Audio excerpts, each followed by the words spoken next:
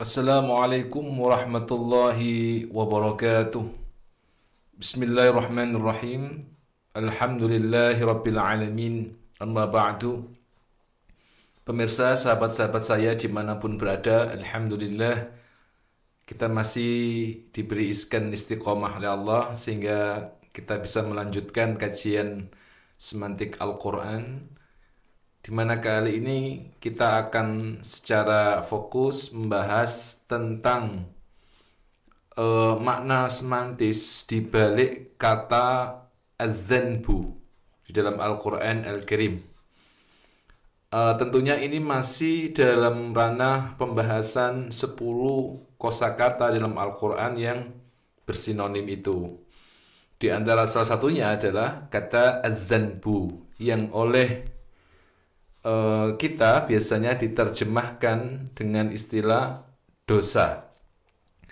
Baiklah, kita awali kajian ini dengan melihat aspek-aspek etimologis yang ada di dalam kata ini. Yang pertama, kita lihat bahwa kata ini berangkat dari kata yang dikonstruk dari 3 huruf asal, yaitu zal, nun, dan ba, di mana akar kata ini memiliki 3 makna dasar, 3 makna asal. Yang pertama menyatakan makna al-mutaakhiru war-radlu, yaitu sesuatu yang akhir atau sesuatu yang ujung, dan ar-radlu, kehinaan. Yang kedua menyatakan makna al-juram, kejahatan. Dan yang ketiga menyatakan makna al-hazzu wan nasibu, bagian. Al-mutaakhiru wal-radlu itu bisa dicontohkan di dalam perkataan orang Arab. Di antaranya contohnya adalah frase dzanbud dabbati, yang berarti ekor binatang. Atau bisa juga dalam perkataan orang Arab, misalnya hum aznabul qaumi, yang berarti mereka itu adalah masyarakat yang terbelakang. Makna lain atau makna-makna derivatif dari makna asal tadi itu dapat dilihat di slide itu. Di antaranya menyatakan makna mazanibut tila'i, ujung pipa saluran air. Atau menyatakan makna az-zanub, yaitu kuda yang berekor panjang. Nah, ini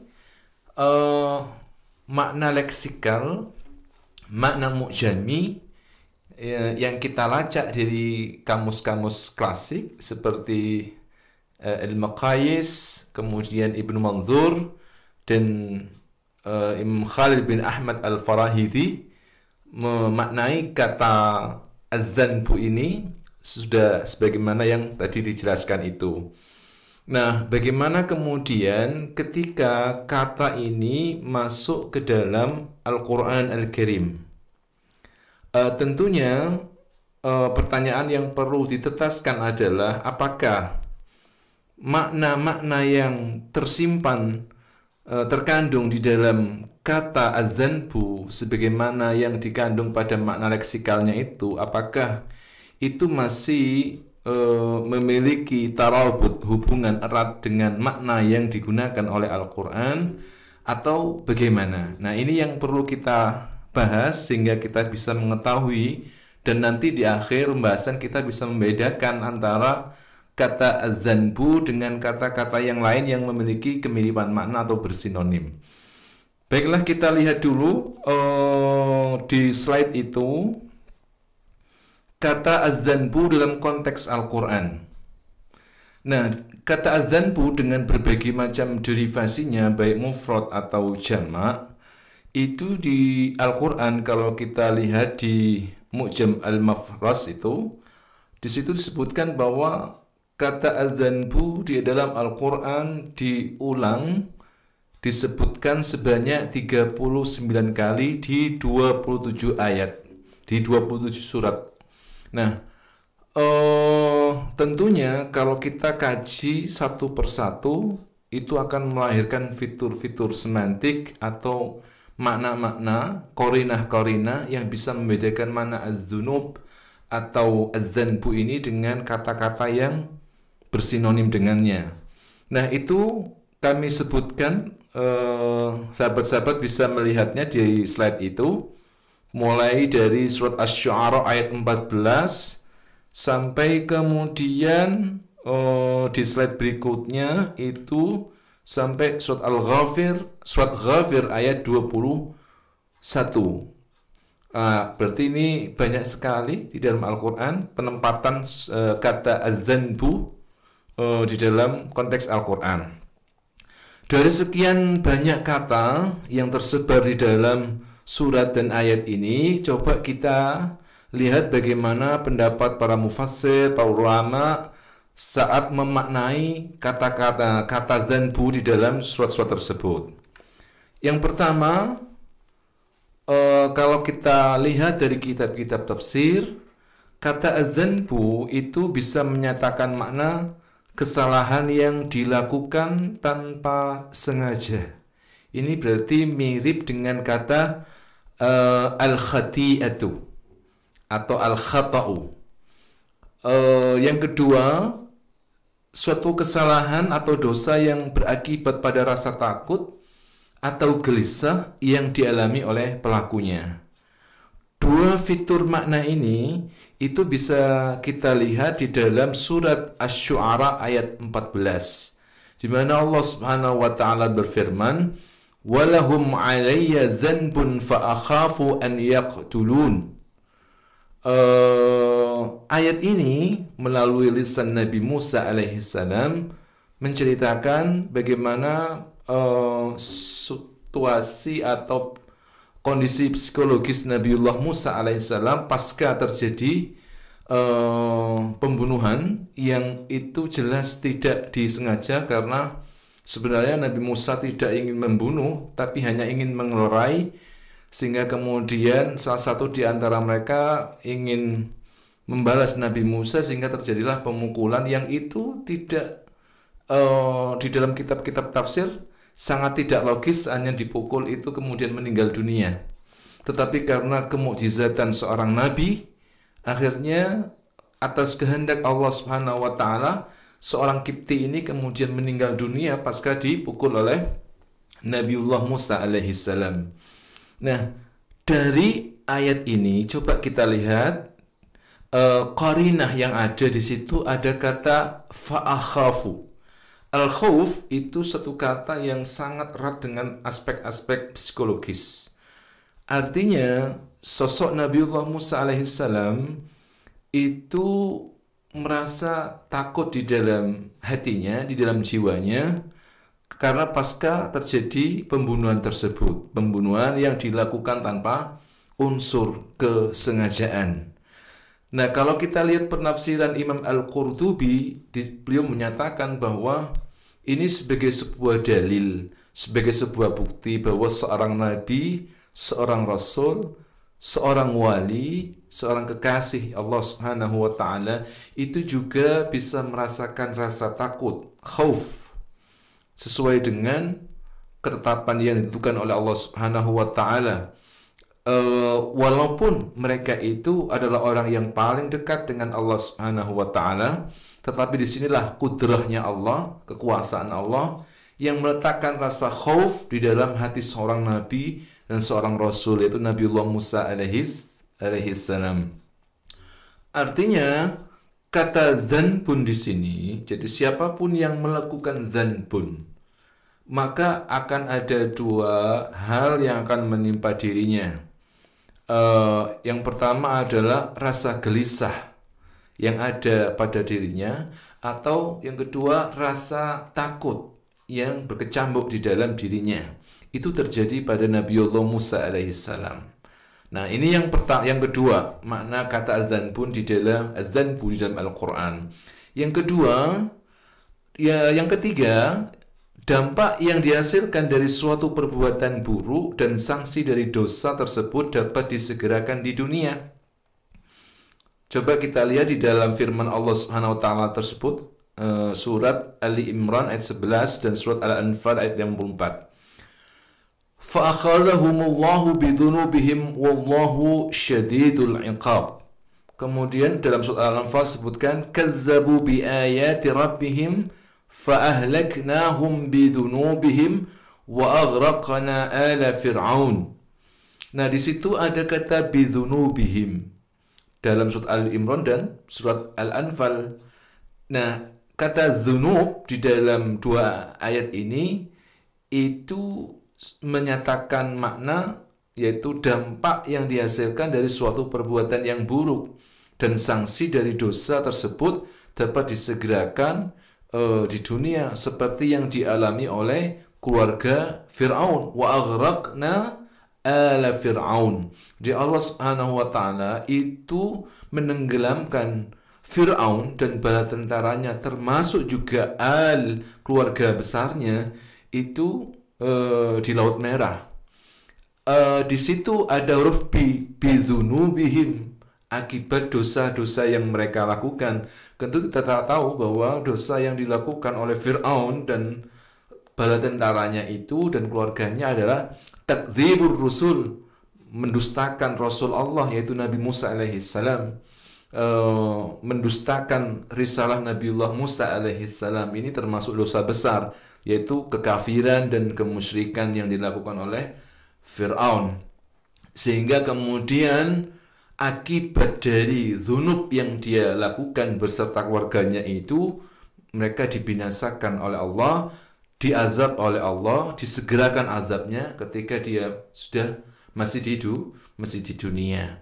Ini menyatakan bahwa dzanbun atau dzunub itu sanksinya bisa di dunia pun juga bisa di akhirat. Ini makna yang ketiga. Yang keempat, kita lihat pada umumnya hubungan kata adzanbu berkaitan antara manusia dengan Rabb-nya. Jadi dosa yang masuk dalam kategori adzanbu itu termasuk dosa yang berkaitan antara hubungan dosa seorang manusia, seorang hamba yang melakukan kedurhakaan, al-ma'asi, al-mubiqat kepada Rabb-nya.